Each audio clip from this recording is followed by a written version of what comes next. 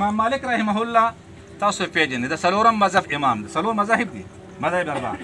یو مذهب د امام ابو حنیفه رحمه الله دی چې موږ تاسو چا په مذهب، یو مذهب د امام احمد ابن حنبل رحمه الله دی، یو مذهب د امام شافعي صاحب دی، او یو مذهب د امام مالک رحمه الله دی.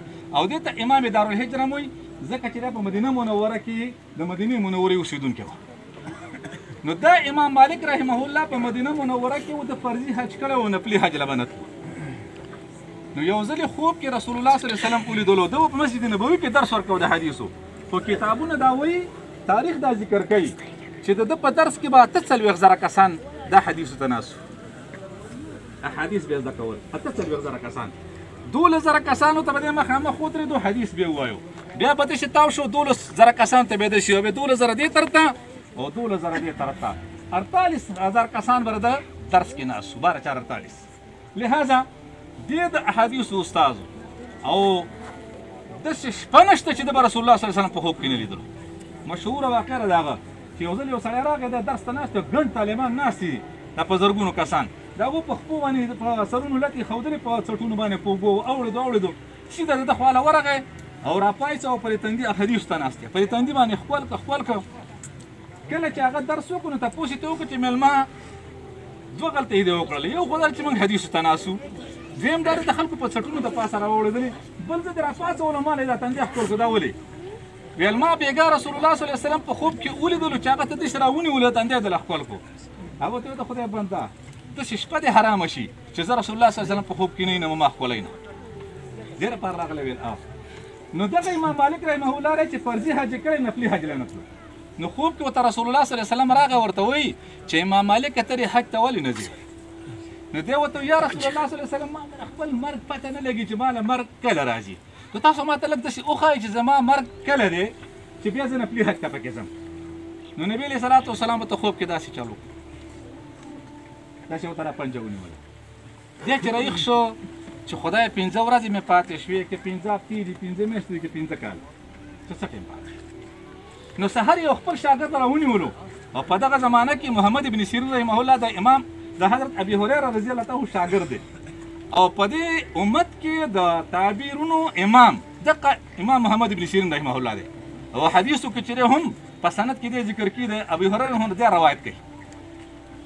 نو د به خوبونو تعبیرونه وي، نو د خپل شاګرد ولېږلو، خو دې په خوبونو کې دومره تیز او انتهایی کتاب هم راغلی دی، شته چاپ شوی دی، او د ټولو علماو سره ورسره تعبیر رویا دغه شته.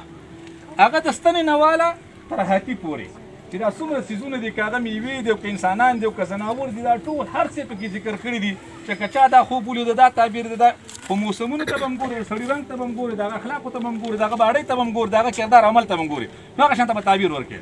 یو سړی وله راغلو که نه، ویل خوب مې لیدلی. ویل څه خوب دې لیدلی؟ ویل یاره چې خوب مې داسې ولیدلو چې زه چنچڼې لالومه، دا سرونه ته کټ کومه، دا چنچڼې نه سوڼې داسې وراچومه. ویل څو چنچڼې دې وجلې دي؟ ویل چې یو کم سل. پولیس ولاړو، دی قاضي م ویل دی خو راشي دا سړی ونیسئ، او دې سړي یو کم سل سړي وجلي دي او پیته یې اچولي دي. ده ویل چې جي ما نه دي وجلي، نه مې دي. هغه پولیس ورته ولګېده چې یو 2-3 غره بیا ترې وویستل او ریمانډ یې ورکړو. نو یې قرار یې وکړو چې او جي فلاني ځای کې کوې ده، هغه ته مې اچولي. بل ځل ولا سړی راغی، ویل جي ما خوب لیدلی. ویل څه خوب دې لیدلی؟ ویل جي دا جوشېدلې انډې دا موږ او تاسو چې چیو کې پخېږو، ویل دا جوشېدلې انډې دي، دا سپین کې خورم او دا ژړ ترې ګزارم. ویل خوب تا لیدلی دی؟ ویل او پولیس ته اشاره وکړه راشي ونیسه، دا کفنکش دی، تر ټولو مړو نه کفنونه ویستل. پخوا غربت وکړ، نو خلکو به د مړو نه کفنونه ایستل. ویل د مړو نه ټول کفنونه ویستل.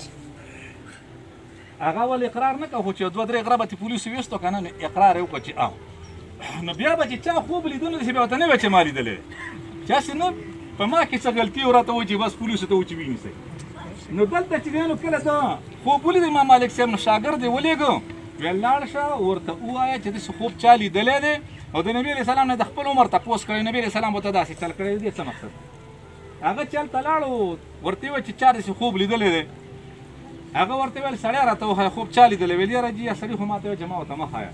نو محمد ابن سیرین صاحب داسې سر ښکته کړو، بیا داسې ورو سر به بیا په موجوده وخت کې دا خوب د امام مالک نه بغیر بل څوک نه شي لیدلی.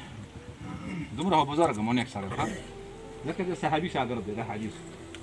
نو خو ده ورته ونه ویل چې ها جي بالکل وا چې بس دم ته کړی. نه نه نه دا خپل استاد خبره نه ده کول، سیده لاړو بېرته امام مالک صاحب ته. ویل بیا هغه راته ویل سړی راته وښایه تعبیر ته ښیمه که نه ښیمه، او داسې هم راته ویل چې دا خوب بغیر د نه بل څوک. ویل زه ورشه ورته ووایه لیدلی دی خو تپوس نو هغه چې کله راغی او ورته یې وچاو امام مالک صاحب دا خوب لیدلی دی چې نبي علیه السلام ورته په خوب کې داسې چل کړی دی چې د خپل عمر تپوس یې ویل امام مالک ته ووایه چې نه 15 ورځې دي نه 15 هفتې دي نه 15 میاشتې دي نه 15 کاله دي دا د سورة لقمان د 21مې سپارې اخرنی آیات دی چې ان الله عنده علم الساعه وينزل الغيث ويعلم ما في الارحام وما تدري نفس ماذا تكسب غدا وما تدري نفس باي ارض تموت ورته وایه چې د قیامت حساب کتاب د الله تعالی سره دی باران به کله کیږي د میندو په رحمونو کې څه شی دی انسان ته پته نه لګي سبب د څه کار کسب کوم او چاته دا پته نه لګي چې ماله به مرګ په کومه ځمکه کې راځي زه به چېرته مرمه نو نبي علیه السلام درته دا اشاره کړې چې د دې علم ماته نشته چې تا له مرګ چېرته راځي لهذا د مرګ چاته پته نه لګي چې ماله مرګ کوم ځای کې راځي